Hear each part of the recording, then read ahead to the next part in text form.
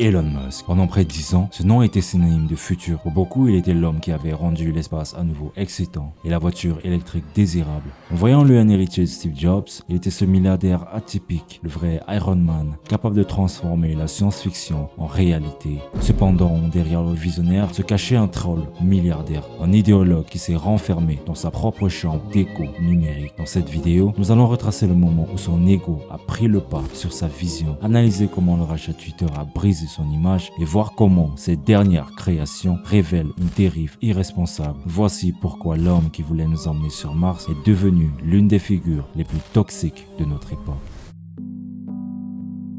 Elon Musk n'est pas devenu l'homme le plus riche du monde par pur hasard. Pourtant, en 2008, il était au bord du gouffre. En effet, après l'explosion de 3 fusées Falcon 1 et les retards massifs de la Tesla Roadster, la situation semblait désespérée. La production de la Roadster était en retard et les coûts avaient explosé, dépassant largement les prévisions initiales. De surcroît, la crise financière mondiale de 2008 a asséché tous les financements. Tesla était alors à quelques semaines de la faillite. Musk a par conséquent pris des risques personnels énormes, misant sa fortune entière pour sauver ses entreprises. Essentially, the company was bleeding money like crazy, and if we didn't solve these problems in a very short period of time, we would die. Le succès du 4e vol de Falcon 1 et le financement in extremis de Tesla ont été des tournants majeurs, permettant à ces sociétés de devenir les géants que l'on connaît aujourd'hui. C'est cette audace all-in qui a forgé sa légende. À cette époque, Musk est un moteur de changement. Il a forcé les constructeurs historiques à investir des milliards dans l'électrique afin d'éviter un déclin total de leur industrie. Parallèlement avec SpaceX, il a brisé le monopole des agences d'État en divisant par 10 le coût de l'accès à l'espace. C'est ainsi qu'il a prouvé qu'on pouvait faire atterrir une fusée de 70 mètres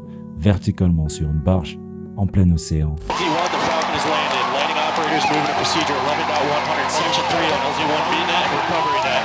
Dès lors, en voyant en lui l'outsider brillant, un peu autiste, qui dormait sur le sol de ses usines pour accélérer le futur. Toutefois, ce que nous n'avions pas perçu, c'est que ce dévouement total cachait une instabilité très profonde. Car pour Elon, quiconque n'est pas avec lui est irrémédiablement contre lui.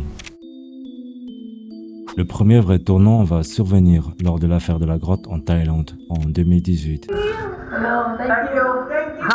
How many of you? 13. Brilliant.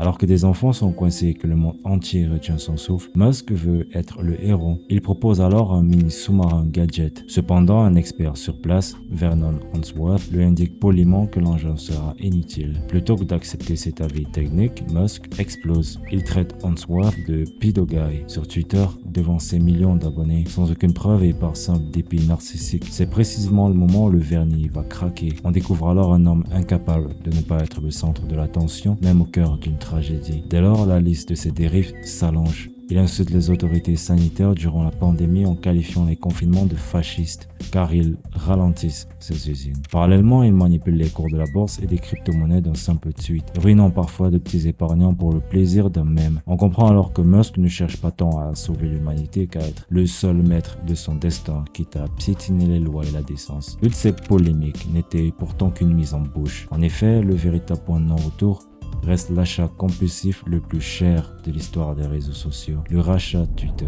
En 2022, Musk rachète Twitter pour 44 milliards de dollars. Ce qui devait être une mission pour sauver la liberté d'expression devient rapidement un massacre managérial et social. Or, la méthode est brutale. Il entre dans les bureaux avec un évier, licencie 80% du personnel par email au milieu de la nuit et détruit, ce faisant, une infrastructure de modération vieille de plus de 10 ans. Twitter, devenu X, se transforme en un véritable champ de mine. Concrètement, en vendant des badges de certification pour 8 $, il a donné la même visibilité aux comptes de désinformation qu'aux sources officielles. It used to be those blue check marks signaled legitimacy, but then Elon Musk started selling blue check marks for cash.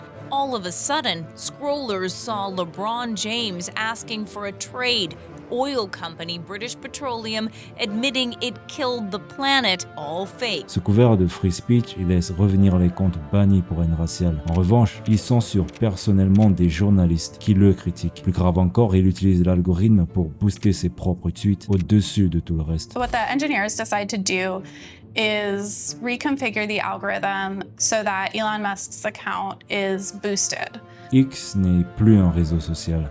C'est le journal intime d'un milliardaire instable que nous sommes tous forcés de lire. En 2024 et 2026, la plateforme est devenue son principal outil d'influence politique. On le voit alors s'afficher sans complexe avec les figures les plus radicales, loin de la neutralité qu'il avait promis. Pour lui, la bataille de l'opinion ne se gagne pas seulement avec des mots, mais avec du code. C'est d'ailleurs là qu'intervient son Frankenstein numérique.